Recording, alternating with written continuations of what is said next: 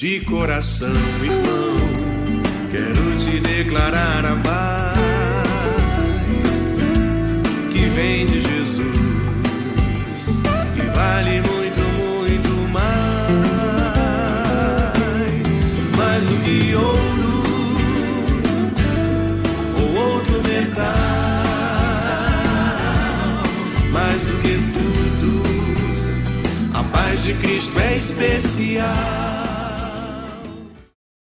A graça e a paz, estamos começando mais um programa da Igreja Presbiteriana Central de Nova Friburgo e nós estamos aqui para trazer para você e para a sua família um pouquinho da palavra de Deus, das coisas do reino de Deus, para que você seja abençoado, para que nesse momento que você está assistindo esse programa agora, você tenha um tempo de refrigério, um tempo de edificação, um tempo, quem sabe, de confronto, porque uma das finalidades da palavra de Deus é sempre trazer confronto para a nossa vida, né? E confrontar a nossa realidade e colocar os nossos pés firmados na rocha, né? A despeito dos problemas que nós vivemos na nossa vida, nós temos a oportunidade de pensar a nossa existência, nossa caminhada na perspectiva da palavra do nosso Deus.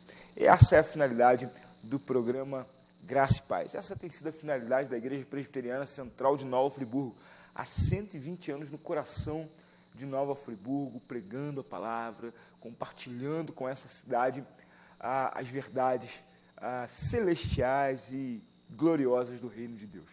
Então, querido, que Deus abençoe você, que Deus abençoe a sua vida, que Deus abençoe a sua casa agora. E para você que está nos assistindo, eu quero orar com você e por você nessa hora, colocando a sua vida, colocando as causas que afligem o teu coração, colocando os seus sonhos, os seus propósitos, aquilo que você tem como plano, como meta para a sua vida, né? A nossa vida, ela é tão cheia de planos, de projetos, de propósitos, e às vezes nós simplesmente precisamos deixar isso nas mãos do Senhor, né? Muitas vezes nós tentamos, por nossa própria conta, por nossa própria força, tocar, né? Conduzir a nossa vida da maneira que a gente quer ou que a gente acha mais certo. E por isso, às vezes, nós nos machucamos, nos ferimos muitas vezes, mas quem sabe hoje não é um dia de você colocar os seus planos, os seus projetos nas mãos do Senhor, aquele que tem a condição e a capacidade de fazer tudo que é bom e melhor para você, ainda que a princípio você não compreenda que Ele está fazendo o bem para você, né? Paulo, em Romanos 8, 28, diz que todas as coisas cooperam para o bem daqueles que amam a Deus, né? Então, se você ama a Deus, querido, crê numa coisa: Deus está trabalhando ao seu favor. Ele é sempre teu amigo, o bom amigo, o melhor amigo. Então, por você que precisa de uma ação de Deus na sua vida, para você que precisa de uma porta se abrindo na sua vida, e por você que precisa de uma ação restauradora, ou terapêutica, ou curativa de Deus na sua vida, eu quero orar para que Deus faça o melhor na sua vida, né? Então, se você puder comigo orar agora, fechando seus olhos onde você estiver, nós vamos orar e pedir a Deus para abençoar a sua vida. Deus, em nome de Jesus, nós te louvamos e te agradecemos por tudo que o Senhor tem feito, pelo teu amor, pela tua graça, pela tua misericórdia. Senhor, abençoa a nossa vida, abençoa, Jesus, a nossa caminhada, a nossa história, para que a tua boa mão venha nos conduzir, venha nos dirigir, venha, ó Deus, trazer ao nosso coração aquilo que o Senhor tem preparado para nós. Abre portas, Senhor, nos dá a oportunidade de mudar a vida, de melhorar a vida, Senhor, de entender quais são as suas direções, mas também nos dá coragem, Senhor, de tomar decisões em direção ao Senhor, ainda que tenhamos que perder algumas coisas que nós julgamos importantes. Ó Deus, nos dá coragem, Senhor, e ousadia para apostar, ó Deus, as nossas fichas todas no Senhor, para, ó Deus, entregarmos, ó Deus, a nossa vida toda ao Senhor. Abençoa as nossas vidas, Deus, e nos dá direção a cada dia, em nome de Jesus. Amém e amém. Que Deus abençoe, que Deus cuide da sua vida. Nós queremos convidar vocês para estarem visitando a Igreja Presbiteriana Central de Nova Friburgo, nesse ano que nós completamos 120 anos. A Igreja Presbiteriana Central é uma igreja com compromisso centrado na Palavra de Deus. Nós temos 2 cultos aos domingos. Nós temos um culto às 9 horas da manhã, e esse culto das 9 horas da manhã é um culto que nós temos uma visão muito específica para ele. Ele é um culto feito num modelo mais tradicional, onde nós cantamos os bons e antigos hinos tradicionais do cristianismo, né? Temos um culto mais voltado ao ensino bíblico. Depois do culto nós temos a escola bíblica dominical, né? Então é um tempo maravilhoso para você aprender a palavra de Deus e ser doutrinado, disciplinado na palavra do nosso Deus, né? E ali você que é mais saudosista e gosta dos bons e dos antigos hinos, é um culto onde nós enfatizamos esses hinos, né? E é uma oportunidade muito gostosa de louvar ao Senhor. E no culto da noite nós temos um culto de celebração, é um culto de adoração e sempre uma mensagem profética, abençoada, uma proclamação vigorosa da palavra de Deus para o seu coração, né? Seja o culto da manhã, seja o culto da noite, nos seus modelos diferentes, mas ambos centrados na palavra de Deus, na teologia reformada, né? Na pregação aplicada ao coração de uma maneira poderosa. Essa tem sido a marca da Igreja Presbiteriana Central de Nova Friburgo nesses 120 anos. Então você é o nosso convidado. E nesse momento eu quero compartilhar uma canção com vocês, e essa canção tem a finalidade de preparar o teu coração, porque no segundo bloco, logo após essa canção, nós vamos ao intervalo e voltaremos para meditar com você em uma palavra abençoada para a sua vida, né? Uma palavra voltada ao teu coração. Na semana que passou, nós estivemos celebrando a Páscoa. Eu quero trazer uma perspectiva sobre o sepultamento de Jesus. Eu quero fazer uma analogia com alguns momentos em que nós vivemos na nossa vida. Então, ouça essa canção, prepare o teu coração e nós vamos a um breve intervalo e voltaremos com a meditação da Palavra de Deus. Que Deus abençoe sua vida. Quão amáveis são os teus tabernáculos, Senhor dos exércitos. A minha alma suspira e desfalece pelos teus átrios.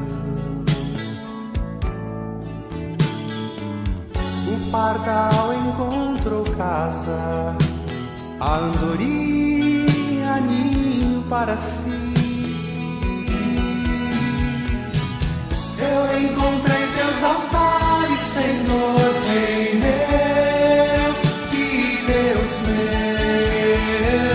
Eu encontrei teus altares, Senhor, Rei meu e Deus meu.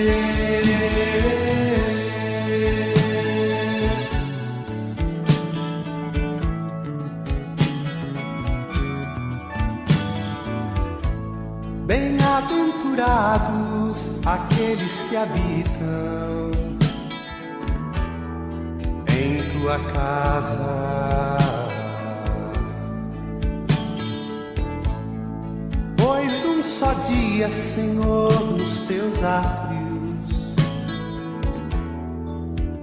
vale mais que 1000. O pardal encontrou casa, a andorinha ninho para si. Eu encontrei teus altares, Senhor, Rei meu e Deus meu. Eu encontrei teus altares, Senhor, Rei meu e Deus meu.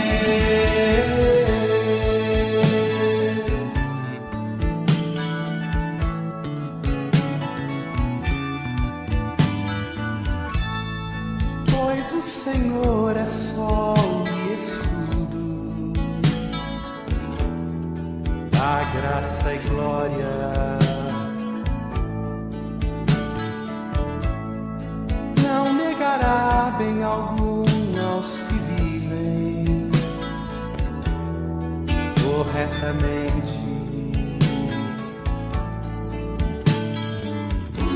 pardal encontrou casa, a andorinha ninho para si.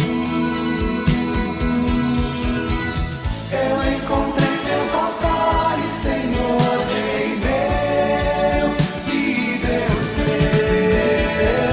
Eu encontrei teus altares, Senhor, Rei meu e Deus meu. Eu encontrei teus altares, Senhor, Rei meu e Deus meu. Eu encontrei teus altares, Senhor, Rei meu e Deus meu.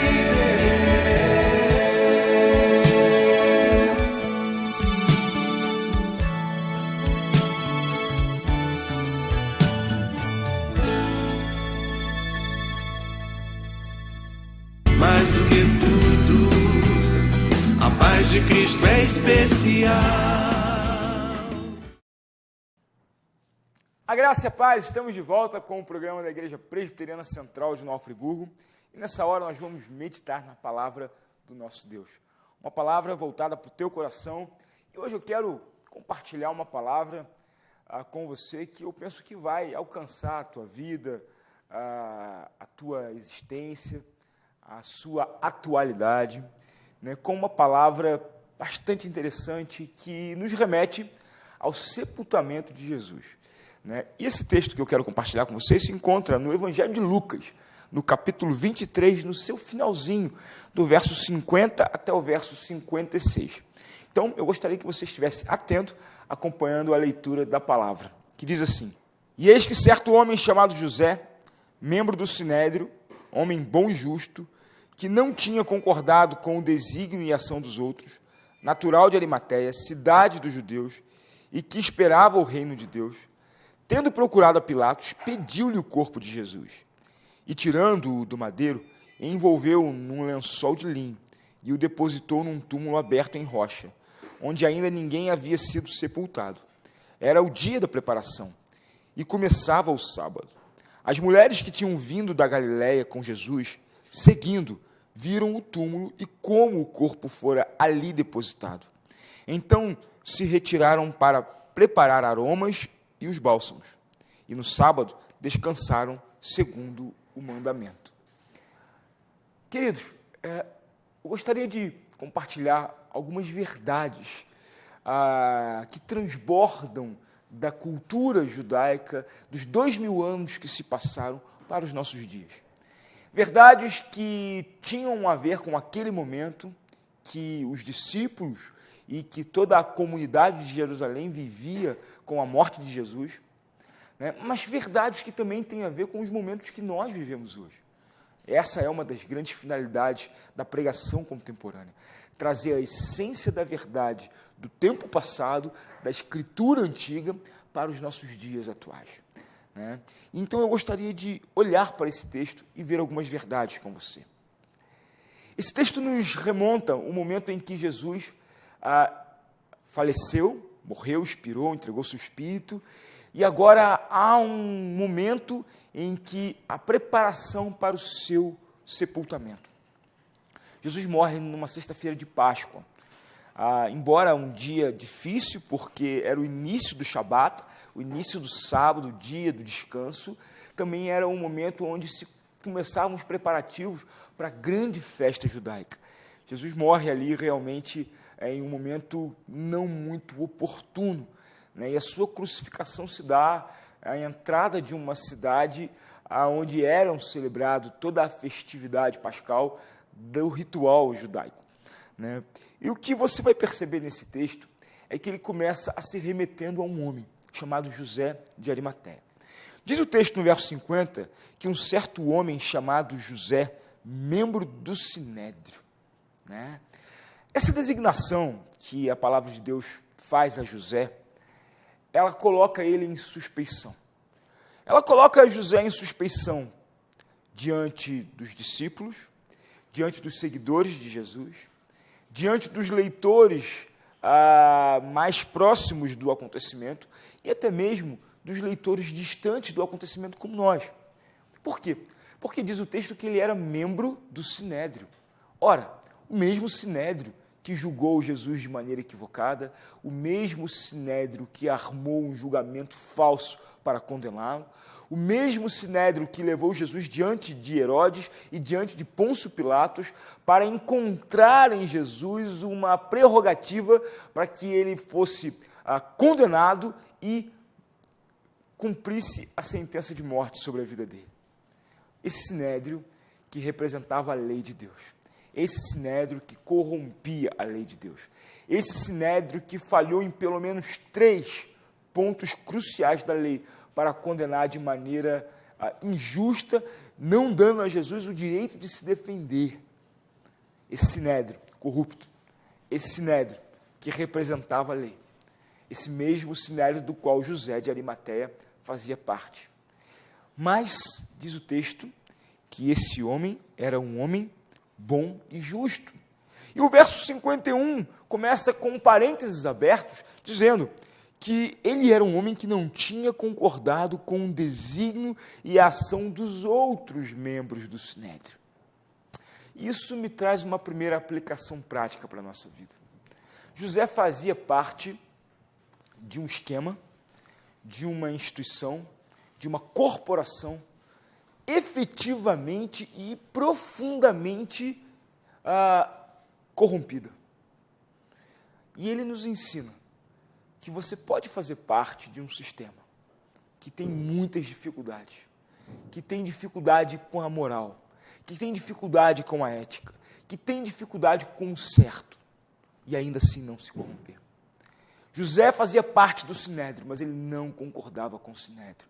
E a sua atitude perante Jesus, ela revela que ele era um homem não vendido, não comprado, não corrompido pelo sistema que influenciava a sua vida, pelo sistema do qual ele fazia parte. Ele estava no sinédrio, mas ele não era como uns do sinédrio.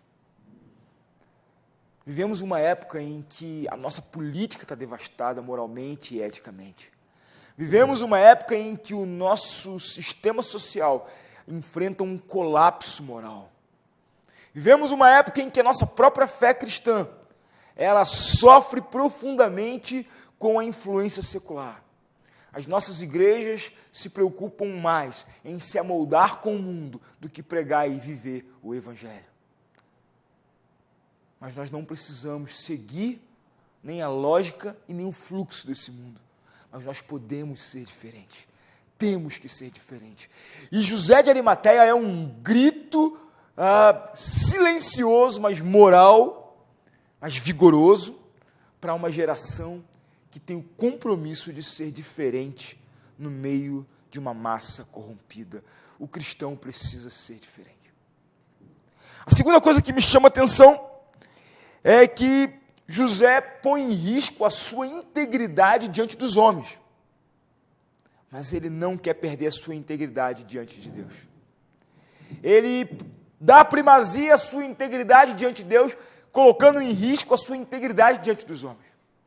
Como membro do Sinédrio, conhecido que ele era, ir até Pôncio Pilatos e requerer o corpo de Jesus, colocaria em xeque a sua própria posição dentro do Sinédrio.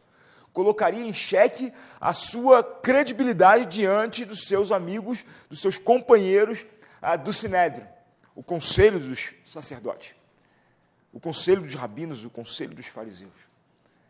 Colocaria em xeque a sua posição dentro do judaísmo. Mas esse homem não faz questão disso. Esse homem não faz conta do que ele perderia diante do Sinédrio, mas ele possivelmente faz uma conta do que ele perderia diante de Deus. E ele vai até a autoridade governamental de Roma, que estava acima da autoridade judaica, e solicita e requer o corpo de Jesus. E coloca Jesus, cumprindo a profecia, em um túmulo que ainda não havia sido utilizado.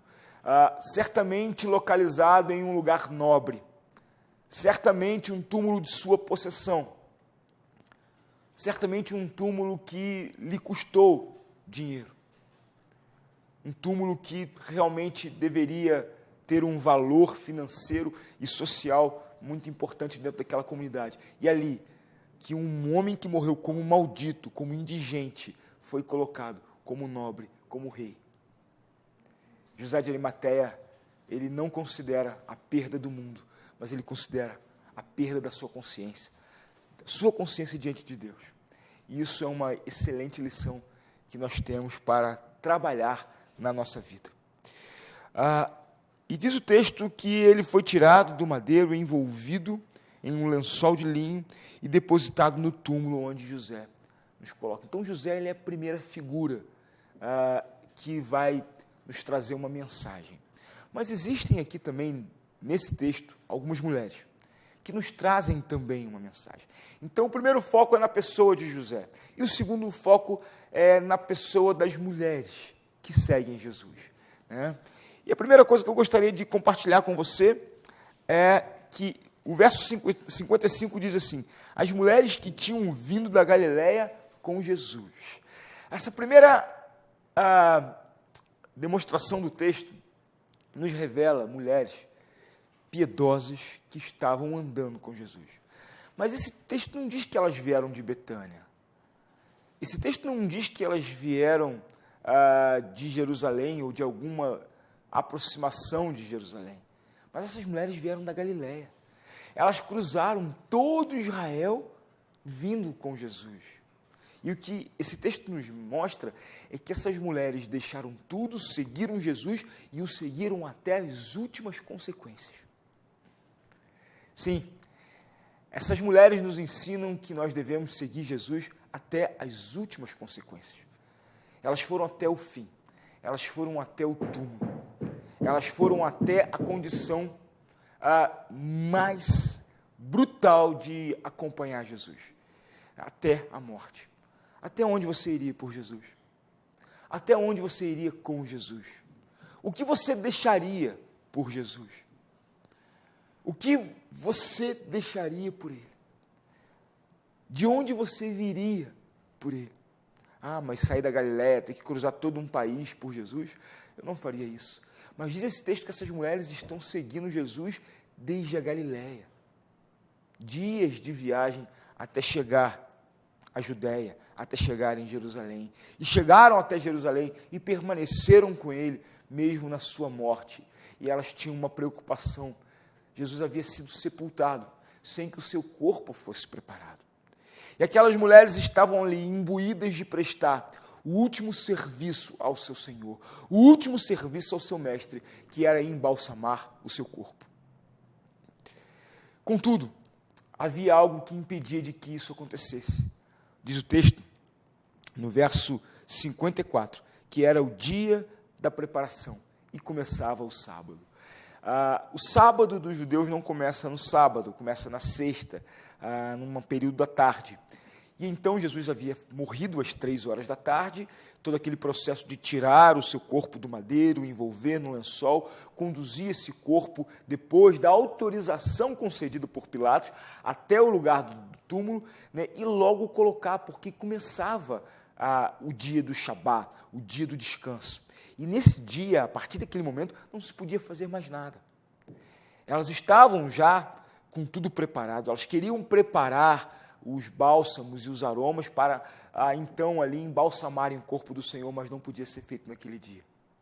Elas teriam que esperar até no domingo de manhã para, então, poder selar o corpo de Jesus, trabalhar o corpo de Jesus, para que ele tivesse dignidade no seu leito de morte. Então, queridos, essas mulheres foram impedidas por um dia que a lei mandava que nada podia ser feito. E é interessante que o verso 56 nos dá conta de que elas se retiraram para preparar os aromas e os bálsamos, e no sábado elas tiveram que descansar, segundo o mandamento. Eu quero encerrar minha palavra aqui, trazendo uma problematização para esse versículo. Como assim descansar no sábado? Que palavra mais mal utilizada? Que palavra mais descabida? Como você descansa no momento de extrema dor? Como você descansa no momento de extrema angústia? Foi o que elas tiveram que fazer. Talvez você já tenha passado por um momento muito difícil na sua vida.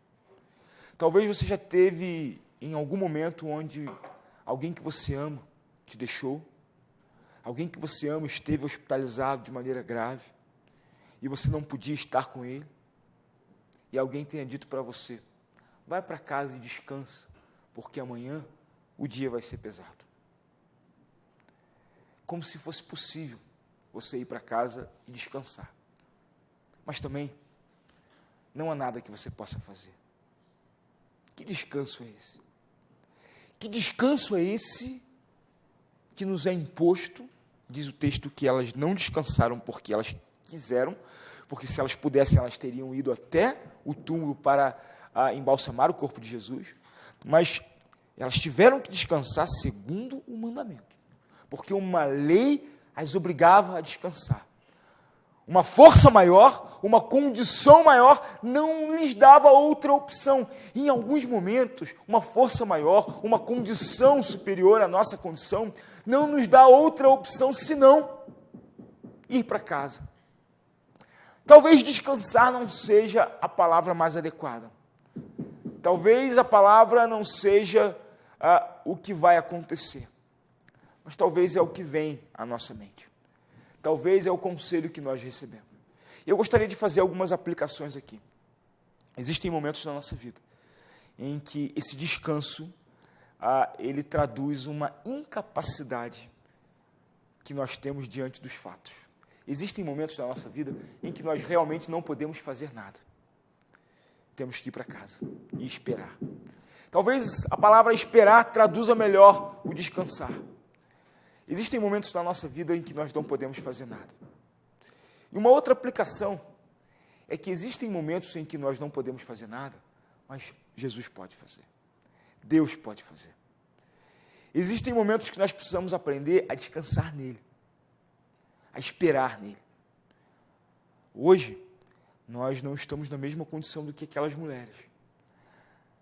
Nós sabemos hoje que quando não há nada para eu ou você fazer, isso não quer dizer que não haja nada para ele fazer. Então, aprenda a descansar naquilo que ele faz, naquilo que ele é, no caráter dele e na promessa dele. Aprenda a lidar com a guerra que a ansiedade faz dentro do teu coração. Sabe, nesses momentos você vai ter que ir para casa sim, você vai ter que se aquietar sim, você vai ter que esperar sim. E eu quero te dizer que o fato de você não conseguir descansar e o fato de você não conseguir encontrar paz, isso é normal, querido. É uma luta que você vai ter que gerar, mas entenda que você não está nessa luta sozinho. Deus está passando por ela com você. Ele está cuidando de você. Você não pode não ter o que fazer, mas você não pode perder a perspectiva de que Ele faz alguma coisa por você, quando você nada pode fazer. Espere o que você possa fazer. Se você pode preparar os seus ungüentos, prepare. Se você pode preparar os seus aromas, prepare. Mas tem coisa que você não vai nem usar.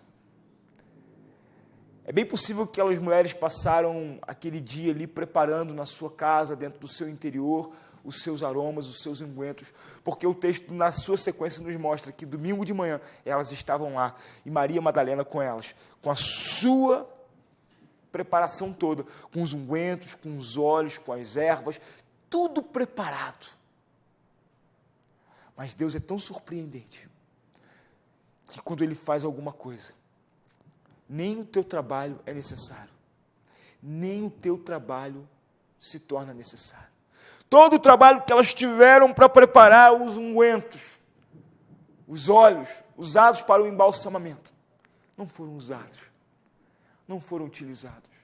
Porque quando Deus tem algo preparado para você, querido, o que Ele prepara para você é tão bom, que aquilo que você mesmo prepara se torna desnecessário, obsoleto, inócuo. Quando Deus trabalha, você não precisa trabalhar. Quando Deus faz, você não precisa fazer. Quando Deus tem algo preparado para a sua vida, querido, todo o teu esforço se revela ineficiente e indispensável.